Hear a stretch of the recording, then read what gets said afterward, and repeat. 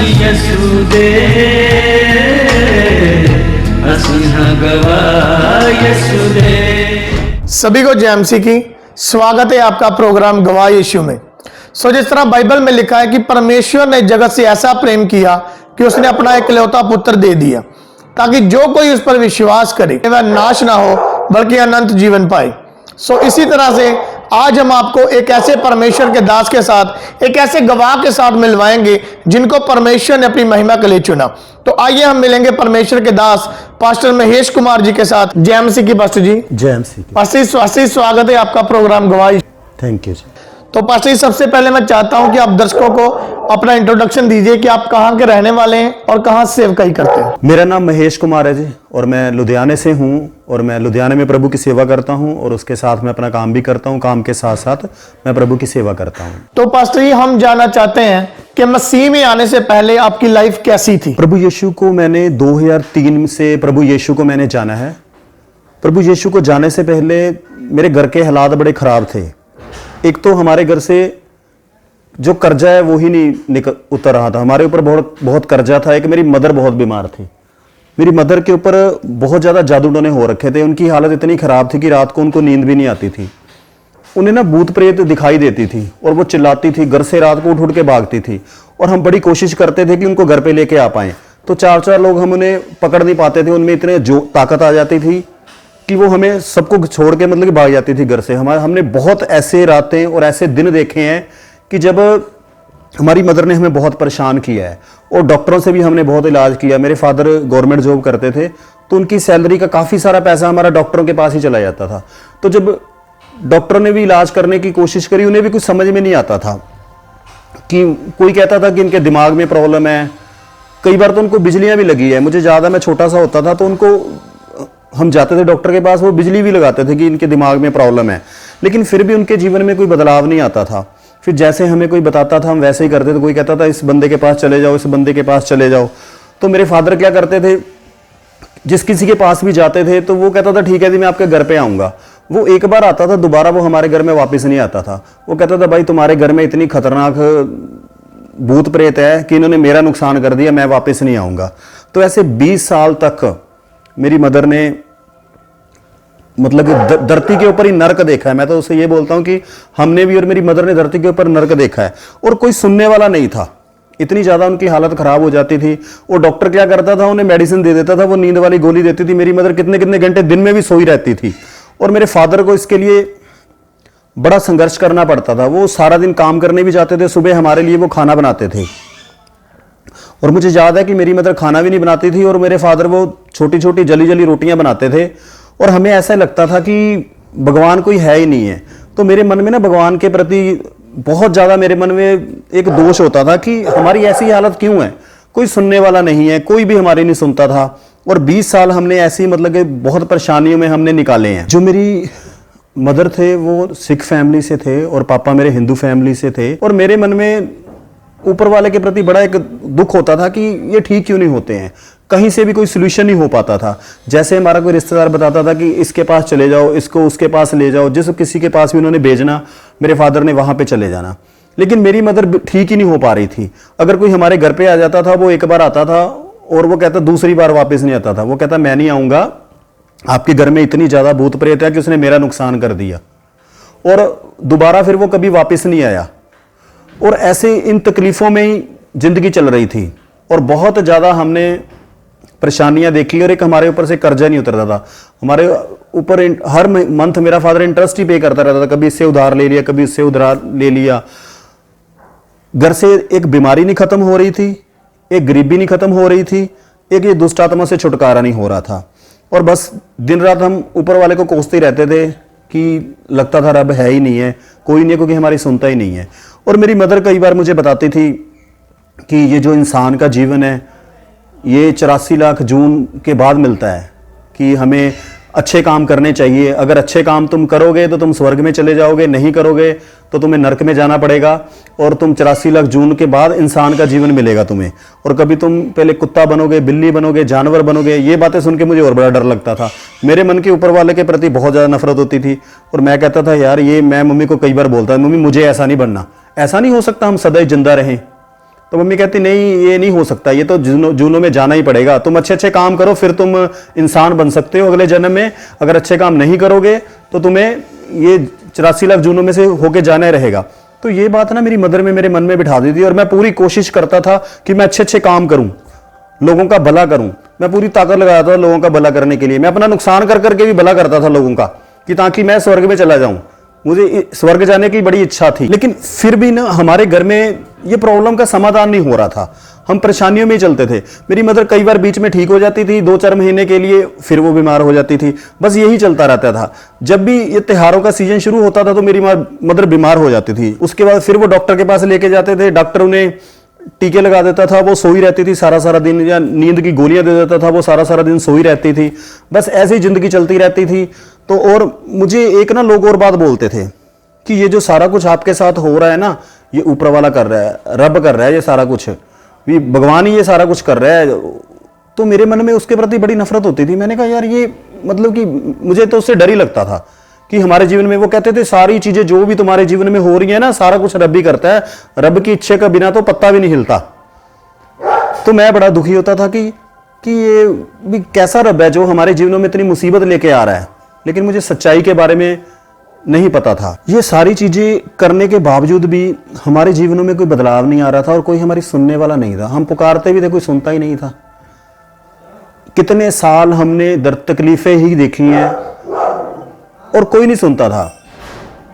ऐसी जिंदगी पर धरती पे मैं तो कई बार ये सोचता हूं कि मैंने धरती के ऊपर नरक देखा है और हमें ये लगता था, हमें सुनने में ये मिलता था कि ये तुम्हारे पुराने जन्मों के कर्म है, जो तुमने पुराने जन्मों में पाप किए हुए हैं ना, उसकी वजह से भगवान तुम्हें दंड दे रहा है। तो पास्टर जी हम जानना चाहते हैं कि फिर कैसे आपने परमेश्वर के बारे में जाना, प्रभु यीशु मसीह के बारे में कैसे आपको पता चला? 2003 में मुझे प्रभु यीशु के बारे में पता चला।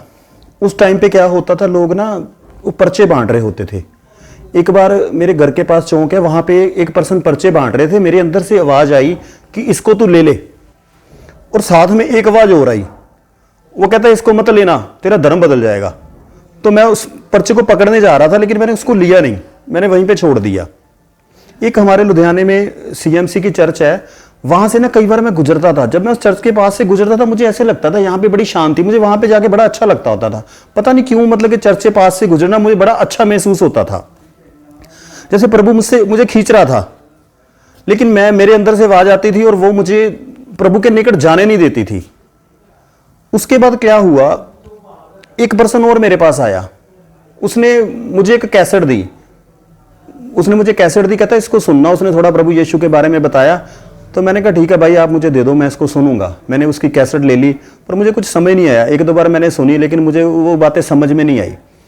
फिर प्रभु यीशु के बारे में मैंने टेलीविजन से मुझे पता लगा। मेरी आदत थी कि मैं ना प्रोग्राम देखता था, धार्मिक प्रोग्राम देखने की मुझे बहुत इच्छा होती थी। मैं परमेश्वर की खोज में था, इसलिए मैं सुनता था धार्मिक लोगों को। तो मैं सुबह सुबह, मेरी आदत होती थी कोई भी धार्मिक प्रोग्राम सुनना। तो एक दिन ऐसे ही मैंने सुबह सुबह चैनल लगाया, मैंने टीवी ऑन किया और मैं चैनल बदल रहा था। चैनल बदलते बदलते मेरा ध्यान जी टीवी के ऊपर गया। जी टीवी के ऊपर उस टाइम पे ना जॉयस मेयर का प्रोग्राम आता था कि आनंद लो हर दिन के जीवन का। तो मैंने उस चैनल को जब देखना शुरू किया, तो वहां पे वो जॉयस मेयर हिंदी में बात कर रही थी। मैंने सोचा यार ये लोग तो बाहर के हैं, लेकिन हिंदी में कैसे बात कर रही है, ये हिंदी कैसे बोल रही है। मुझे उस जमाने में पता नहीं होता था कि इसकी डबिंग हो जाती है। तो मैंने उससे सुनना शुरू किया। जब मैंने उससे सुनना शुरू किया तो उसने एक लाइन बोली, मुझे बहुत अच्छी लगी, कि परमेश्वर आपसे बहुत प्रेम करता है और परमेश्वर के पास आपके लिए एक योजना है। मुझे बड़ा अच्छा लगा। मैंने कहा ये कौन सा परमेश्वर है जो मेरे से प्रेम करता है? मैंने तो आज तक सुना था कि परमेश्वर आपके गुनाहों की दंड देता है और आपके जीवन में जितनी मुसीबतें आती हैं वो परमेश्वर की ओर से आती हैं। लेकिन ये लेडी बोल रही है कि परमेश्वर आपसे प्रेम करता है। मुझे उसकी बातें सुन के बड़ा अच्छा लगा, मुझे बड़ी शांति मिली, मुझे बड़ा आनंद सा मिला। फिर मैंने रोज उसको सुनना शुरू किया। धीरे धीरे मैं उसको सुनता रहा। लेकिन मैं सुनता तो रहा, लेकिन मेरे अंदर से एक आवाज मुझे बड़ा परेशान करती थी। वो कहती थी तेरा धर्म बदल जाएगा, तेरा धर्म बदल जाएगा। मैंने कई बार सोचा कि मैं भी यार संडे को ना चर्च में जाके आऊं। तो वो अंदर से आवाज आती थी कि नहीं, तूने चर्च में नहीं जाना, अगर तू चर्च में गया तेरा धर्म बदल जाएगा। कितने साल मैं चर्च में ही नहीं गया और मैं टेलीविजन पे प्रोग्राम देखता रहा। मुझे याद है 2005 की बात है, मेरी मदर की हालत बड़ी खराब थी। मदर की हालत तो खराब थी। उसके बाद मैंने जॉयस मिनिस्ट्री का एक नंबर होता था प्रेयर टावर का, मैंने उनको प्रेयर करने के लिए फ़ोन किया। मैंने कहा मेरी मदर के लिए प्रार्थना करिए, मेरी मदर ठीक हो जाए, इनकी हालत बड़ी ख़राब है। उधर से उन्होंने, सिस्टर ने फ़ोन उठाया और उन्होंने प्रेयर करी, मेरी मदर के लिए प्रार्थना करनी शुरू करी। फिर उन्होंने मुझे, सिस्टर ने बोला कि आपको ना संडे को चर्च में जाना चाहिए। उन्होंने मुझे बाइबल भी भेजी कि आप बाइबल भी पढ़ो। तो मैंने जब शुरू में बाइबल पढ़नी शुरू करी तो मुझे पढ़ी नहीं जाती थी बाइबल। मैं पढ़नी शुरू करता था तो मुझे नींद आती थी, मैं बाइबल रख के सो जाता था। ये बड़ी प्रॉब्लम होती थी। कितने साल तो मेरे से बाइबल पढ़ी ही नहीं गई। मैंने पढ़नी शुरू करी तो मुझे नींद आनी स्टार्ट हो जाती थी। फिर ऐसे ही उस सिस्टर से मेरी बात होती थी, मैंने उन्हें बोला, मैंने कहा मेरे से ना बाइबल पढ़ी नहीं जाती। वो कहते हैं बाइबल एक काम करो, आपने क्या करना है, बाइबल 91 भजन संहिता 91 डेली पढ़ के जाया करो। उसको पढ़ने से क्या होगा आपको कि आपका ना एक्सीडेंट नहीं होगा। वहां परमेश्वर का वादा है कि वो आपको सुरक्षा देगा, उसके दूत आपकी सुरक्षा करेंगे। तो आपने घर से जब भी निकलना है 91 पढ़ के निकलना है। मैंने कहा ये तो बड़ा अच्छा काम हो गया, अभी एक ही पेज पढ़ना, वो तो मैं पढ़ लूंगा। वो मैं डेली फटाफट पढ़ लेता था और वो मुझे याद भी हो गया। एक टाइम पे तो मैं बस उसे रट्टा मारता था, बार बार पढ़ता रहता था। उसके बाद उन्होंने मुझे बोला कि तू अपना नीति वचन भी पढ़ लिया करो, एक 31 हैं एक। मैंने कहा अच्छा, मैंने कहा चलो एक ये भी पढ़ लिया करूंगा। फिर मैंने डेट वाइज नीति वचन पढ़ना शुरू कर दिया। उसमें बड़ी बुद्धि की बातें थी। वो वचन मेरे से धीरे धीरे धीरे उन वचनों ने मेरे से बात करनी शुरू करी। और जब भी मैं जीवन में कोई डिसीजन लेना होता था तो वो वचन मेरे आगे आ जाता था। फिर उसमें वचन के आधार के ऊपर अपना जीवन जीना शुरू कर दिया मैंने। अभी मुसीबतें कम नहीं हुई, लेकिन मेरे जीवन में एक शांति आनी शुरू हो गई, एक बदलाव आना शुरू हो गया। उसके बाद फिर उन्होंने मुझे एक पास्टर जी से मिलवाया। सिस्टर ने एड्रेस दिया कि इस चर्च में आप जाओ। तो मेरी मदर को भी हम उसके पास लेके गए, पास्टर जी के पास लेके गए और उन्होंने मेरी मदर के लिए प्रार्थना करी। और मुझे देख के बड़ी खुशी हुई। मैं सोच रहा था कि यार ये लोग मतलब कैसे लोग हैं, मुझे बाइबल की इतनी समझ तो नहीं थी। मैंने कहा इनको डर नहीं लगता। हमारे घर में पहले कोई आता था वो तो डर जाते थे, वो कहते थे कि इसके ऊपर बड़ी भारी भूत प्रेत है, हमारा नुकसान कर देगी। मैंने कहा ये लोग तो मेरी मदर के लिए प्रार्थना करते हैं और इनको डर भी नहीं लगता। और सबसे बड़ी बात, उन्होंने पैसे भी नहीं मांगे कभी, उन्होंने प्रेशर भी नहीं डाला कि हमें इतने पैसे दो जी तब हम प्रार्थना करेंगे। मैं कहता हूँ ये तो यार कुछ बढ़िया परमेश्वर है, ये पैसे भी नहीं मांगता है, नहीं तो हम तो पैसे दे दे के दुखी हो गए थे लोगों को। और उसके बाद प्रभु ने मेरी मदर को चंगा किया और मेरे मदर अच्छे हो गए, उनकी मेडिसिन बंद हो गई, रात को उनको नींद भी आनी शुरू हो गई और मुझे बड़ी खुशी हुई कि मेरी मदर अच्छी हो गई है। उसके बाद मेरी मदर ने अपने रिश्तेदारों को फ़ोन करके बताया कि मैं जी ठीक हो गई हूँ, मेरी मेडिसिन बंद हो गई है और मुझे रात को नींद भी आनी शुरू हो गई है। जब मेरे रिश्तेदारों को ये बात पता लगी, उन्होंने बड़ा विरोध किया। उन्होंने मेरी मदर को बोला नहीं नहीं, तुमने चर्च नहीं जाना, तुमने अपना धर्म नहीं बदलना, हमने अपना धर्म नहीं बदलना, धर्म नहीं छोड़ना है हमें। और मेरी मदर को उन्होंने बहुत सारी बातें बोली। मेरी मदर बहुत परेशान हुई, बहुत दुखी हो गई मेरी मदर उनकी बातें सुन के कि भी लोगों ने उनको ऐसे परेशान किया, दुखी किया। मुझे इस बात का दुख होता है कि लोगों ने इस बात की खुशी नहीं हुई मेरे रिश्तेदारों को कि ये ठीक हो गई है, इतने सालों से ये बीमार थी, आज इसको अच्छी नींद आने लग गई है और इसकी मेडिसिन बंद हो गई है। उनको इस बात की खुशी नहीं हुई। लोगों ने विरोध किया उसका कि तुमने धर्म बदल लिया है, तुमने चर्च में नहीं जाना, हम लोग चर्च में नहीं जाएंगे, ये अंग्रेजों का धर्म है, यहां पे नहीं आपने जाना है। तो ऐसे लोगों ने बहुत परेशान किया। फिर मेरी मदर फिर भी चर्च जाती रही, वो उन्होंने उपवास रखना शुरू किया। और कुछ समय बाद क्या हुआ, मेरी मदर का एक्सीडेंट हो गया रास्ते में। उनका जब एक्सीडेंट हो गया तो उनके 2-3 दिन के बाद रिक्शे पे जा रहे थे, वो रिक्शे से गिर गई तो उनको चोट लग गई। तो 2-3 दिन के बाद मेरी मदर की डेथ हो गई। और मैं भी लुधियाने से बाहर था और मैं लुधियाने में नहीं था, मैं तो बाहर ही था। तो फिर मैं वहाँ से लुधियाने में आया और हमें भी इतनी समझ नहीं थी। दुष्ट ने हमारा ऐसे दिमाग बांध के रखा हुआ था, हमें समझ नहीं आया कि हम मदर को डॉक्टर के पास ले जाएं। वो डॉक्टर के पास दवाई लेके आए थोड़ी सी, बस वो खिला दी, हम हॉस्पिटल भी नहीं लेके गए उनको। और मदर की 3 दिन के बाद डेथ हो गई। एक्सीडेंट के 2-3 दिन के बाद डेथ हो गई। जब डेथ हो गई फिर लोगों ने बड़ा विरोध करना शुरू किया। लोगों ने बोला देखा तुमने धर्म बदला था इसलिए तुम्हारी मदर की डेथ हो गई है। लोगों ने ऐसे बहुत हमारे ऊपर दोष लगाए। जब मेरे ऊपर ऐसे दोष लगाए मैं बड़ा दुखी हुआ, मैं बड़ा परेशान हुआ कि पहले तो चलो मदर थी, वो जिंदा तो थी ना, बीमार थी पर जिंदा थी, अब तो इसकी डेथ हो गई। मैं बड़ा दुखी हुआ। फिर मैंने पास्टर जी से बात करी। मैंने कहा पास्टर जी लोग तो हमारे ऊपर ऐसे दोष लगा रहे हैं, वो कह रहे हैं कि आपने धर्म बदला था इसलिए आपकी मदर की डेथ हो गई है। तो पास्टर जी ने एक उत्तर दिया, कहते जो लोग यीशु को नहीं जानते क्या वो मरते नहीं हैं? जो यीशु को जानते हैं वो भी मरते हैं ना, लेकिन जो यीशु को नहीं जानते क्या वो सदा ही जिंदा रहते हैं? कहते देख, ये मरना जीना हमारे हाथ में नहीं है, वो परमेश्वर के हाथ में है। लेकिन तुझे एक बात की खुशी होनी चाहिए कि तेरी मदर यीशु मसीह को जान के उसकी डेथ हुई है और वो तुझे स्वर्ग में मिलेगी। कल को जब तू धरती से जाएगा स्वर्ग में, तो तेरी मां तुझे स्वर्ग में मिलेगी। बाइबल में परमेश्वर ने वादा किया है कि परमेश्वर ने जगत से इतना प्रेम किया कि उसने अपना एक लौता पुत्र दे दिया, ताकि जो कोई उसके ऊपर विश्वास करे वो नाश ना हो वरन अनंत जीवन पाए। शुरू में मैं सोचता था ये अनंत जीवन का क्या मतलब है, ये नहीं मुझे समझ आता था कि ये अनंत जीवन क्या है। मेरी एक आदत थी कि मैं पास्टर जी से सवाल बड़े पूछता था। मैंने कहा पास्टर जी अनंत जीवन कौन सा होता है, ये मुझे नहीं समझ आया। वो कहते मरने के बाद जब तुम्हारी आत्मा जाएगी तो सदा ही वो स्वर्ग में परमेश्वर के पास रहेगी। और काफी साल तक मैं दुखी होता रहा, मैं अकेले बहुत रोता था कि मेरी माँ की डेथ हो गई। लेकिन परमेश्वर का धन्यवाद हो कि प्रभु यीशु मसीह जिंदा परमेश्वर है और वो हमसे बात करता है। उसने एक दिन, मैं कितने साल में रोता ही रहा माँ के, मेरे मन में माँ के प्रति बहुत प्रेम था। उस दर्द को बोलना मेरे लिए बड़ा मुश्किल हो रहा था।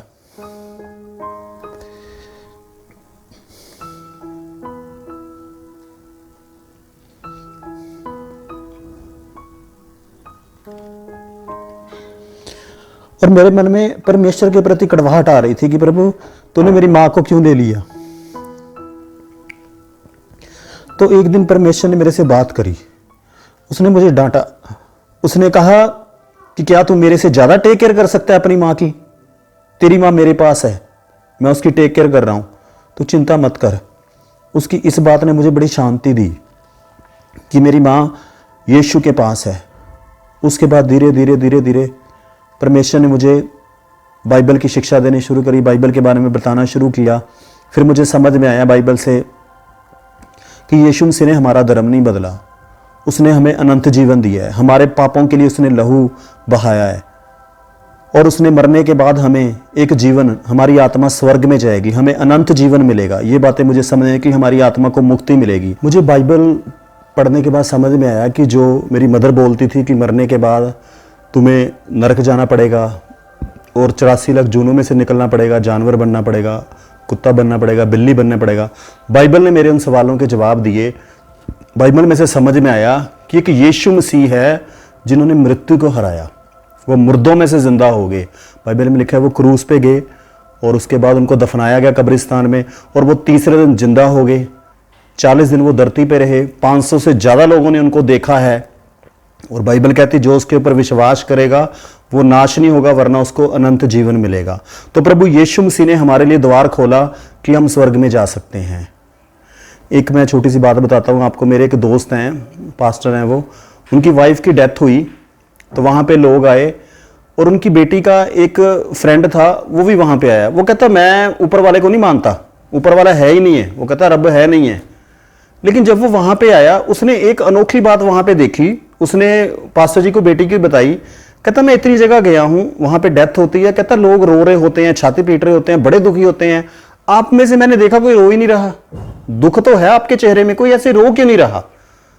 तो उसकी बेटी ने उनको बताया कि हमारे यीशु मसीह ने वादा किया है कि जो प्रभु में मरते हैं, कहती आज मेरी माँ की डेथ तो हो गई है लेकिन वो स्वर्ग में प्रभु के पास है और जब मैं कल को धरती से जाऊंगी तो मेरी माँ मुझे स्वर्ग में मिलेगी। आज उसी बात की मुझे खुशी है कि मेरी माँ चाहे जल्दी धरती से चले गई है लेकिन जब मैं धरती से जाऊंगा तो मेरी माँ प्रभु के पास है, वो स्वर्ग में प्रभु मुझे मेरी माँ से मिलाएगा। मेरे पास प्रभु ने ये आज मुझे विश्वास दे रखा है। उसके बाद मेरी मदर की डेथ हो गई लेकिन मुझे फिर थोड़ी बाइबल की समझ में आ गई। प्रभु के सेवकों के साथ मैं रहता था और मेरे मन में जब मैंने सच्चाई को जाना कि ये सारी चीजें जीवन में जो करता है शैतान करता है, परमेश्वर तो हमसे बहुत ज्यादा प्रेम करता है, वो हमारे जीवनों में ऐसी दर्द तकलीफ नहीं लेके आता, शैतान लेके आता है। फिर मुझे सच्चाई का पता लगा। प्रभु यीशु ने कहा है तुम सत्य को जानोगे तो सत्य तुम्हें आजाद करेगा। फिर जैसे जैसे मैं सच्चाई को जानता गया, मेरी मदर की डेथ के बाद मेरे अंदर एक परमेश्वर ने भूख उत्पन्न करी कि मैंने यीशु को जानना है अच्छी तरह से। फिर मैंने बाइबल पढ़नी शुरू करी। मैंने घंटों बैठ बैठ के बाइबल पढ़ी है, दिन रात मैंने बाइबल पढ़ी, उसको अच्छी तरह से पढ़ा मैंने। पहले शुरू में समझ नहीं आती थी, मैं कहता था प्रभु ये पहला चैप्टर भी वैसे ही लिखा है, दूसरे में भी वैसे ही लिखा है, तीसरे में भी वैसे ही लिखा है, ये बातें तो एक जैसी बार बार क्यों लिखी हुई है। फिर धीरे धीरे मुझे समझ में आई कि ये प्रभु के चेलों ने ये बातें बताई हैं प्रभु के बारे में। तो ऐसे धीरे धीरे बाइबल समझते मेरे जीवन में बहुत बड़ा बदलाव आना शुरू हो गया। जैसे पहले शैतान का अधिकार होता था, परमेश्वर ने वो अधिकार भी खत्म कर दिया। अब मेरे पास अधिकार आ गया कि मैं चाहूं तो पाप कर सकता हूं, नहीं भी कर सकता। पहले इतना अधिकार, शैतान का अधिकार था कि जब तक पाप कर नहीं लेते वो पीछा नहीं छोड़ता था। शैतान की आवाज सुनती रहती थी, वो कहता था कर दे कर दे कर दे। लेकिन जब प्रभु का वचन पढ़ा तो वचन ने पाप करने से रोका। अब मेरे पास चुनाव आ गया है, मैं चाहूं तो पाप कर सकता हूं। जब भी मैं कुछ गलत करने लगता था तो तभी परमेश्वर का वचन मेरे अंदर से आ जाता था, बाइबल में ये लिखा है तुम्हें ये नहीं करना। यीशु मसीह ने मुझे सिखाया तूने झूठ नहीं बोलना। बाइबल में लिखा है कि जो लोग झूठ बोलते हैं उनका पिता शैतान है। इस बात, ये वचन मेरे दिल में बैठ गया। मैंने कहा कुछ भी हो जाए झूठ नहीं बोलना। मैंने सुना था कहते अगर किसी की जान बचती है झूठ बोल दो, लेकिन बाइबल कहती है कि अगर जो झूठ बोलता है उनका पिता शैतान है। तो मैंने कहा कुछ भी हो जाए आज के बाद जीवन में झूठ नहीं बोलना। बाइबल ने मुझे सत्य के ऊपर चलना सिखाया, सच्चाई के ऊपर चलना सिखाया। मेरी मदर की डेथ होने के बाद मुझे समझ में आ गया था कि चलो मदर तो मेरी स्वर्ग में चली गई है, लेकिन मुझे अपने फादर का बड़ा दर्द होता था कि उन्होंने प्रभु यीशु को अपना मुक्तिदाता नहीं माना है। मैं उनसे कई बार बहस भी करता था कि आप बाइबल पढ़ा करो, चर्च जाया करो। वो जाते नहीं थे, मुझे बड़ा दुख होता था। तो मैंने पास्टर जी से बात करी, मैंने कहा जी मेरे ना पिताजी से मेरी बहस हो जाती है, मुझे दर्द होता है, मैं चाहता हूँ वो भी स्वर्ग में जाए, वो भी प्रभु यीशु को अपना मुक्तिदाता स्वीकार करे। तो उन्होंने मुझे समझाया, बाइबल कहती है माता पिता का आदर कर, तू आदर कर और प्रार्थना कर, परमेश्वर उनका मन बदलेगा। मैं रोज उनके लिए प्रार्थना करता था। मैंने एक रजिस्टर लगा रखा था, उसमें मैंने प्रार्थना लिख रखी थी। मैं अपने फादर के लिए रोज प्रार्थना करता था। मैं कितने साल प्रार्थना करता रहा, मैंने उनको कभी कुछ नहीं बोला, मैंने उनकी पूरी रिस्पेक्ट करी। मुझे 3 साल बाद पता चला कि मेरे फादर ने प्रभु को एक्सेप्ट कर लिया है और उन्होंने मुझे बताया नहीं, और 3 साल से वो चर्च में जा रहे थे। और एक मेरे रिश्तेदार ने बताया कि मैंने तेरे फादर को उस चर्च में देखा था। एक दिन अचानक मैं गुजर रहा था, संडे को मैंने देखा मेरे फादर अंदर खड़े, वो चर्च के अंदर खड़े थे, भी उन्होंने ही प्रभु को एक्सेप्ट कर लिया था। तो मैंने घर से आके जाके उनको पूछा कि आप उस चर्च में थे? कहते मुझे 3 साल हो गए इस चर्च में जाते हुए। बाइबल में लिखा है तू बच तेरा घराना भी बचाया जाएगा। परमेश्वर ने ये वचन पूरा किया। और उसके बाद 2016 में मेरे फादर की भी डेथ हो गई। लेकिन मुझे इस बात की खुशी है कि वो यीशु को जान के गए हैं, यीशु को अपना मुक्तिदाता स्वीकार करके गए हैं, और मुझे वो स्वर्ग में मिलेंगे। इसके लिए मैं दिल से प्रभु यीशु का धन्यवाद करता हूं कि उसने मुझे तो बचाया और मेरे परिवार को, मेरे माता पिता को भी बचा लिया। तो पास्टर जिस तरह हम देखते हैं कि जब एक पर्सन मसीह में आता है, खास करके जब वो सेवकाई में उतरता है, तो उसकी लाइफ में क्या आता है, कभी कोई दुख परेशानी या प्रॉब्लम आती है, तो कुछ लोग होते हैं वो क्विट कर जाते हैं। तो हम जानना चाहते हैं कि आपकी लाइफ में कभी कोई ऐसा पल है जब आपको लगा कि मैं मसीह को छोड़ दूं? कितने साल मुझे विश्वासियों से बड़ी ठोकर लगी है। कुछ विश्वासी ऐसे मिले, कुछ प्रभु के सेवक ऐसे मिले, वो वचन का प्रचार करते थे लेकिन वो चलते नहीं थे। मैं उनका वचन सुनता था, मैं बड़ा खुश होता था, और मेरे अंदर भूख थी कि मैंने भी प्रभु का वचन सुनाना है लोगों को। तो मैं उनके साथ साथ रहता था, प्रभु के सेवकों के निकट रहता था। जब मैं उनके जीवनों में उनके जीवन देखता था तो मुझे बड़ा दुख होता था। मैंने कहा ये प्रचार कुछ करते हैं लेकिन इनके जीवन में कुछ है, तो मेरा मन बड़ा दुखी हुआ। कई बार मेरे अंदर ना एक इच्छा होती थी कि मैं ना एक परफेक्ट बंदा ढूंढूंगा। भी हम ना धरती पे इंसानों में यीशु देखने की कोशिश करते हैं, लेकिन जब मैंने उनके जीवनों में झूठ देखा ना, पैसों को लेके मैंने झूठ देखा और बहुत सारी चीजों में वचन तोड़ते हुए देखा, मेरा मन बड़ा दुखी हुआ।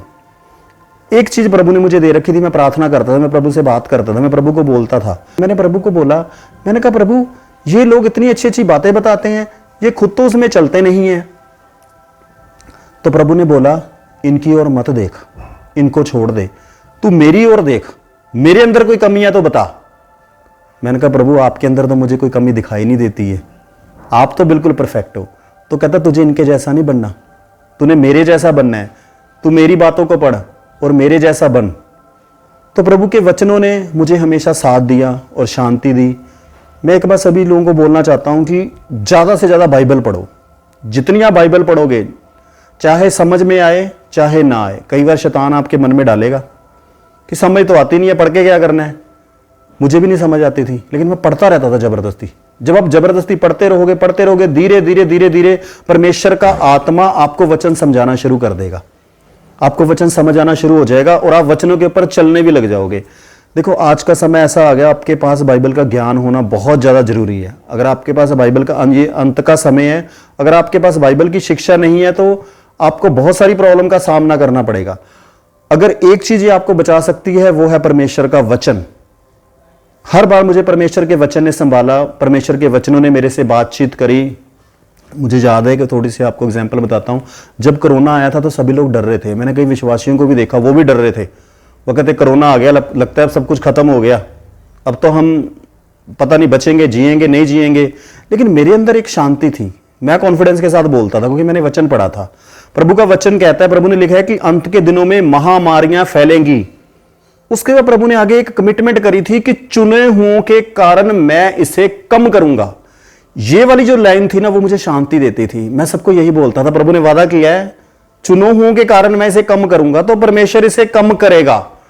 उस वचन ने मुझे संभाल के रखा और मुझे शांति दी। मैं प्रार्थना करता रहा लगातार। और मुझे याद है हमारे एक पास्टर जी हैं दिल्ली में, उनके चर्च के काफ़ी सारे, दिल्ली में बहुत ज़्यादा कोरोना फैला था, आपको पता होगा, तो बहुत सारे लोग वहाँ पे बीमार हुए थे। तो हम घर पे ही होते थे, तो लगातार हम प्रार्थना करते रहते थे, प्रभु से बोलते थे प्रभु दया कर। मैं कहता था प्रभु मेरे से ये नहीं देखा जाता, ऐसे लोग मर रहे हैं, मेरे से नहीं देखा जाता, आप इन लोगों को चंगा करो। हम सारा दिन बैठ के लगातार प्रार्थना करते रहते थे।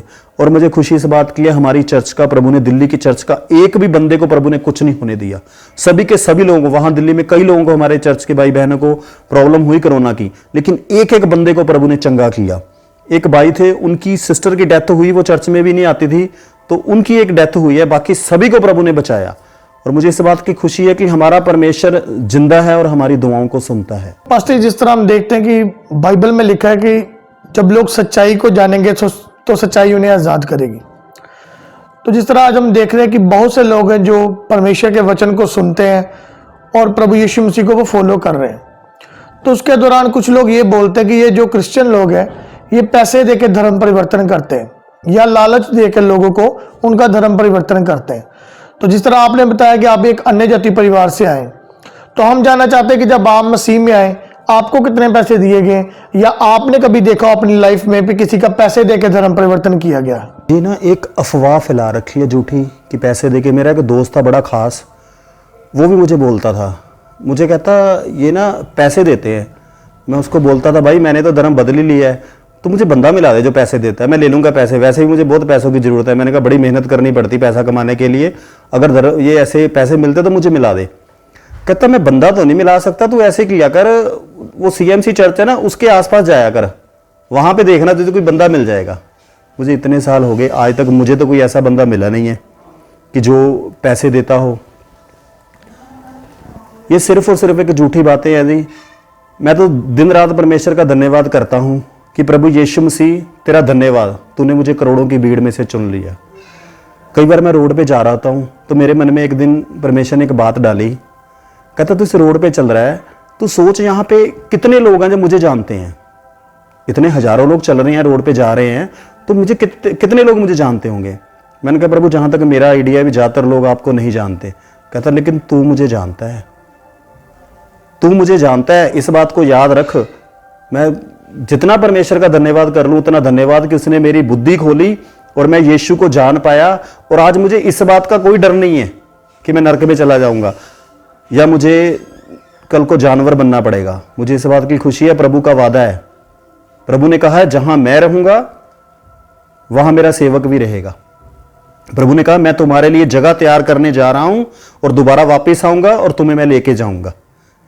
प्रभु ने कहा है आकाश और पृथ्वी टल सकती हैं लेकिन जो बातें मेरे मुंह से बोली हैं वो बिना पूरा हुए नहीं रहेंगी। परमेश्वर का एक एक वचन पूरा होगा। मैं धन्यवाद करता हूं कि प्रभु यीशु मसीह ने करोड़ों की भीड़ में से मुझे चुना है। दिन रात मैं उसका धन्यवाद बोलता हूं, उठते बैठते चलते फिरते मैं उसको धन्यवाद बोलता ही रहता हूं। उसके साथ मैं उसको कहता हूं प्रभु मैं तेरा जितना धन्यवाद कर लूं उतना कम है, क्योंकि तूने मुझे करोड़ों की भीड़ में से चुना है। मैं कई बार सोचता हूं कि प्रभु ने मेरे किसी दोस्त को नहीं चुना, किसी रिश्तेदार को नहीं चुना, मेरे अड़ोसी को नहीं चुना, मुझे पड़ोसी को नहीं चुना, उसने मुझे चुना। मुझे इस बात की बड़ी खुशी होती है कि ये प्रभु की दया हुई, मुझे यीशु मसीह समझ आ गया। मैंने कई दोस्तों को, रिश्तेदारों को प्रभु के बारे में बताया, उनको बाइबल भी दी, वचन भी दिया, लेकिन वो नहीं समझ पाए, उनकी बुद्धि नहीं खुली। वो मेरे से बड़े इंटेलिजेंट है, बड़े समझदार है। कई लोगों को तो बाइबल दी, उन्होंने हाथ ही नहीं लगाया, पढ़ी नहीं, और प्रभु ने मुझे समर्थ दी। प्रभु की दया है, मेरी अपनी ताकत नहीं है, अपनी बुद्धि नहीं है। प्रभु की दया है ये कि मैं उसने वचन को पढ़ पाया, उसने बुद्धि दी कि मैं इसको समझ पाया। और आज चाहे कुछ हो जाए वचन से बाहर नहीं जाना, और वचनों के ऊपर चलने से जो शांति यीशु मसीह ने मुझे दी है उसकी कोई कीमत नहीं है। मैंने देखा है मेरे पहचान के लोगों के पास पैसा भी है लेकिन शांति नहीं है। मेरे पास इतनी शांति है, मैं बता नहीं सकता आपको। प्रभु का वादा है कि मैं तुम्हें अपनी शांति दिए जाता हूं जिसे कोई छीन नहीं सकता। वो वाली शांति प्रभु ने मुझे दी है और मैंने उसका टेस्ट किया है। और मैं लोगों के जीवनों में देखता हूं कि उनको इतना गुस्सा आता है। मुझे नहीं याद मैं किसी से लड़ा भी हूँगा कितने सालों में, 1-2 बार किसी से लड़ूंगा तो मुझे ध्यान में नहीं आ रहा। 10 सालों में मैंने किसी से बहस नहीं करी, किसी से लड़ाई झगड़ा नहीं किया। ये सब कुछ मुझे यीशु मसीह ने दिया है। मेरा धर्म नहीं बदला, उसने मेरा जीवन बदला है। कई बार लोग मुझे बोलते हैं कि तूने धर्म बदल लिया। मैंने कहता हाँ जी मैंने धर्म बदल लिया। मैं बहस नहीं करता किसी। आज मुझे दुख नहीं होता। शुरू में मुझे डर लगता था, लोग बोलेंगे तूने धर्म बदल लिया, धर्म बदल लिया। लेकिन आज जब मुझे कोई बोलता है ना तूने धर्म बदल लिया, मैं बोलता हूँ हाँ जी बदल लिया। ये मैं जानता हूँ कि मेरा यीशु मसीह ने जीवन बदल दिया है। तो पास्टर जी, जो लोग अभी हमें देख रहे हैं या बाद में इस वीडियो को देखेंगे, जो अभी भी अंधकार में फंसे हैं या किसी पाप में फंसे हैं, आप उनके लिए क्या मैसेज देना चाहते हैं? हम अपनी ताकत से पाप से छुटकारा नहीं पा सकते, उसके लिए हमें समर्थ चाहिए। जब मैं प्रभु यीशु को नहीं जानता था तो मेरे जीवन में बड़े पाप थे। जबरदस्ती शैतान मेरे से पाप करवा सकता था। देखो, ज्ञान ही है आपको पाप से बचा सकता है। आज मेरे पास इतना ज्ञान हो गया, प्रभु को महिमा मिले, प्रभु की दया है। एक छोटे से उदाहरण से आपको समझाता हूं। मेरे एक दोस्त है, उसने मुझे बोला, कहता कि आप बिजनेस करते हो, मान लो आपकी किसी के साथ डीलिंग हो रही है और मान लो कि वो डीलिंग बहुत बड़ी अमाउंट की डीलिंग है और वो बंदे की एक कंडीशन है, वो बोलेगा कि ये डीलिंग तभी फाइनल होगी अगर आप हमारे साथ बैठ के पार्टी करोगे, आप ड्रिंक करोगे, दारू पियोगे, तो ये वाली डील फाइनल हो जाएगी।